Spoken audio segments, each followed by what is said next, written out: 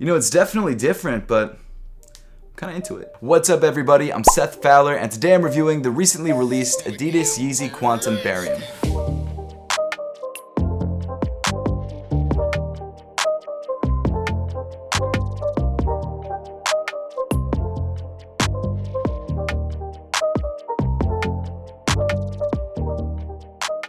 The YEEZY Quantum Barium is the latest Yeezy sneaker to drop, and when I say it dropped recently, I mean as recently as today. I just happened to get my pair in from GOAT the same day it released. The Barium dropped on Yeezy Supply, Adidas.com, and a few other online retailers for a retail price of $250. And as of right now, at least, it seems like the Quantum Barium is much more widely available than any of the previous Quantums. While the Bariums are technically the same silhouette as the previous Quantums, there are some pretty major changes, at least to the upper of the shoe. But before we get into that, let's talk about the name, Barium. I had no idea what it meant until like yesterday when I actually did some research and found out that barium is actually an element on the periodic table. Not gonna lie, up until yesterday I thought that it could have been a shade of green, so I'm glad that I looked it up. Oh, one other thing I wanted to cover before we actually get into the shoe, the box. As you probably expected, this is your standard Yeezy box and comes in natural cardboard, and on the top of the box you've got Quantum, or QNTM, printed in sort of a darker brown. I guess Adidas and Kanye have decided to officially call the shoe QNTM rather than the full word of Quantum, which is fine. You can still read Quantum out of this, but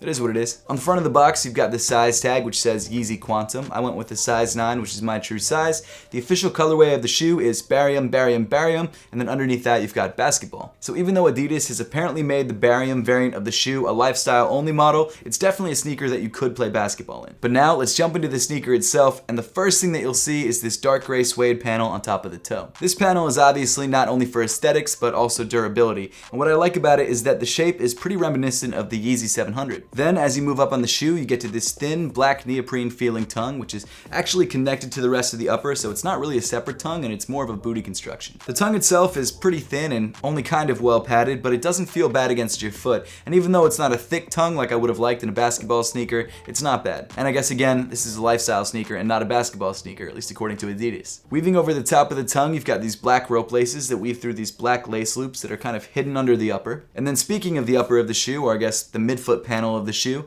this is where you see a majority of the changes between the previous Quantum and the newer version. The underlayer material is this tannish, grayish jacquard knit, which actually has 3M woven throughout, which I didn't even notice until I got the shoe in hand, and you can really see it sparkle in the light, which is kind of cool. Above the underlay, you've got this sort of smoke gray, semi-translucent RPU midfoot cage. This material has sort of a rubbery plastic feel to it, and definitely contains your foot better than the previous Quantum, and offers more durability. And what's interesting about this RPU cage is that this was actually on the basketball variant of the first Quantum colorway. So I wonder if they're going to start adding this detail to every upcoming pair of Quantums, which I guess I don't mind. It's definitely a futuristic and modern detail, and I like it, but there's something about that original Quantum that I like a little bit more. Then moving inside the shoe, you've got a black sock liner, which is kind of just the other side of the neoprene material. And then rounding off the inside of the sneaker, you've got a black insole with the Yeezy and Adidas branding printed on the heel. As for sizing and fit, the YEEZY Quantum Barium does seem to fit pretty much exactly the same as the previous YEEZY Quantum, except now they offer half sizes. I went true to size on my pair and I'm pretty happy with it, so that's what I would suggest you doing as well. And again, it makes it a lot easier when you can actually grab a half size if you are half size. But as I always say, which I realize is going to be pretty tough right now, if you have the chance to try this shoe on first before you buy it, make sure to do that to make sure you're grabbing the right size for you. Then continuing back on the sneaker, you get to more of this black neoprene material with all the stitching details covered up by black fuse overlay. There's something about the heel portion of the shoe that really reminds me of the Yeezy Scuba sneakers, which never came out and probably will never come out, and it makes me wonder if Kanye was trolling us, or maybe that it was like testing out the internals of a different shoe.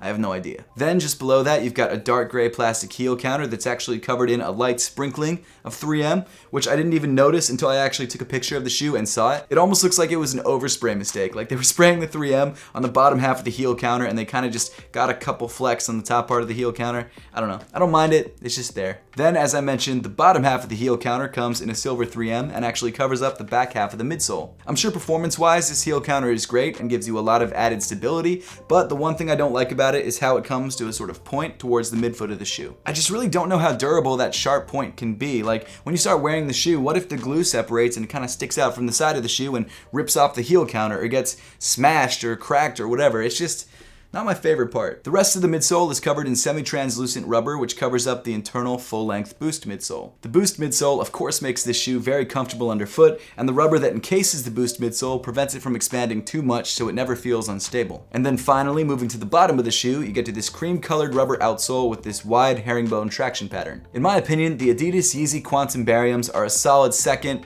or I guess third colorway to the YEEZY Quantums. Colorway wise, they're not too different from the previous pair. The colors that they use are very subtle, but they do add some performance improvements which I really like this RPU midfoot cage. The other good thing about this colorway, at least from what I can tell right now, is that it was much more widely available than the previous one, which to my knowledge only came out in Chicago. So if you're looking to pick up a pair of Quantums for basketball wear or otherwise, this is definitely the colorway to go with because it's easier to get, it looks solid, and it's a pretty comfortable sneaker. And if you missed out on the retail release, I've left an affiliate link to GOAT in the top of the description if you want to grab a pair for yourself or just check the resale prices. But now I would love to know your thoughts on the YEEZY Quantum Barium and whether you prefer this colorway to the previous Quantum colorway. So let me know in the comment section down below.